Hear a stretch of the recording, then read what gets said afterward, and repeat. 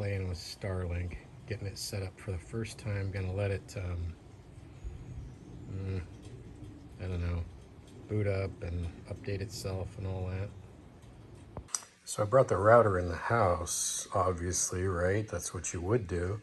But this thing appears to be set up for outside use. The connections, which are proprietary, of course, they appear to be gasketed, you know, even on the indoor side. So it goes up in there and seals up.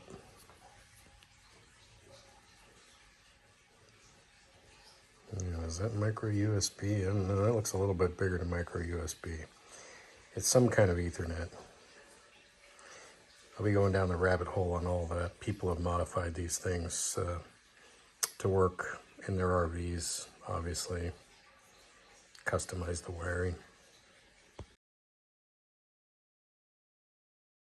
So yeah, I brought it back in the house. It was getting windy and I was worried it was going to blow over. But I was able to test streaming. I connected my Fire Stick to it and I successfully streamed our favorite stuff online over Starlink.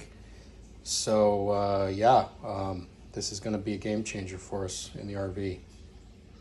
One annoyance about this router is it doesn't have any Ethernet ports. It's Wi-Fi only, and the Ethernet thing is an option, so I've ordered one of those. They're only $25, but I guess they've got a solution for you to use your own router with this, which I may elect to do. So for the past few days, I've been using Starlink for work. I've been attending meetings, video conferences, having calls. Over the last several days, I've attended probably about 8 hours of video meetings and multiple phone calls, and it's been working pretty well. I think the thing that I would say is that it is sensitive to trees, obviously. That's north. That direction is north, and I've had to place it way back here. It hasn't mattered really how far it is to the east. It's that way, right? I've experimented with putting it in different positions in the yard, like over there, and it does tilt, so the satellites are up there, right? It needs to be have a clear view of the northern sky, as they say. There are people mounting this flat on their roof. I'm not so sure about that. It would have to affect performance, right? But anyways, it is a game changer because there's no data caps like a cell phone has, right? I've got a couple different download speed tests here I want to compare and show you the difference. The one on the left is well connected to my 2.4 gigahertz Wi-Fi on the router, and the one on the right is connected to the 5 gigahertz Wi-Fi, and you can see the download speed is much greater on the 5 gig, but the upload is slower.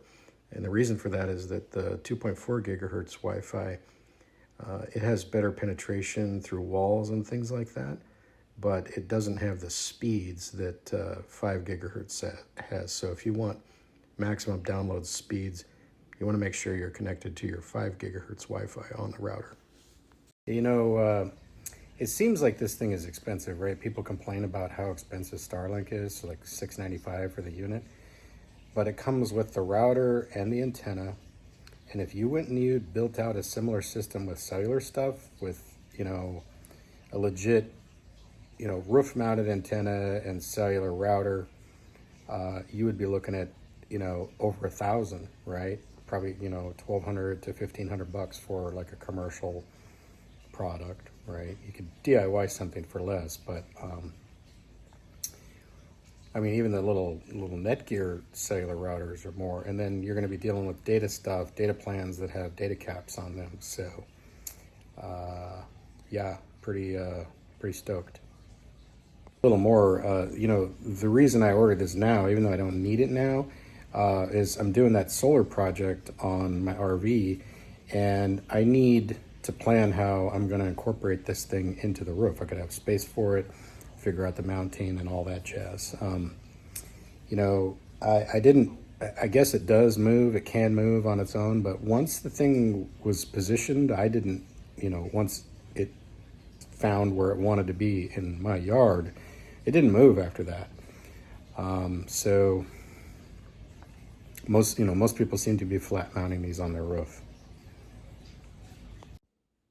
So the bottom line for me is that not having data caps is a game changer. We like to stream a lot, and not having to worry about running out of data on a cell phone plan, that's a big deal for us. You know, cons would be possible installation challenges.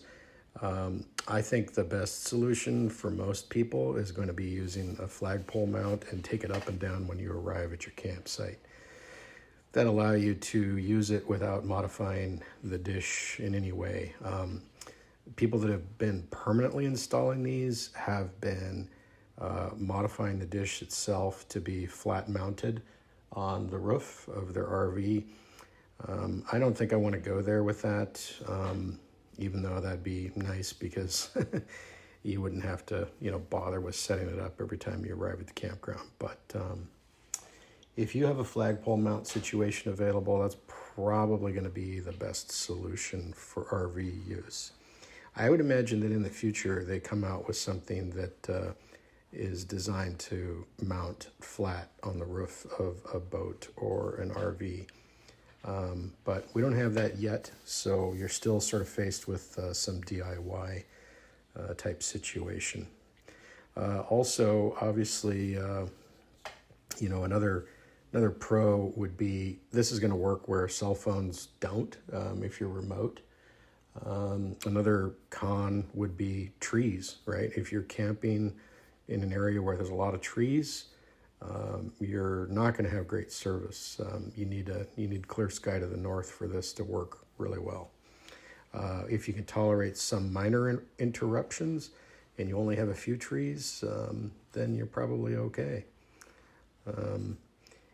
Trees will affect your video call. You know, if you're doing work and you're trying to have conference calls and things like that, that could be a challenge, depending on you know how blocked you are to the northern sky. Well, I hope that answers your questions about Starlink and my initial impressions. If you have any further questions, feel free to leave your comments and questions below. Thanks.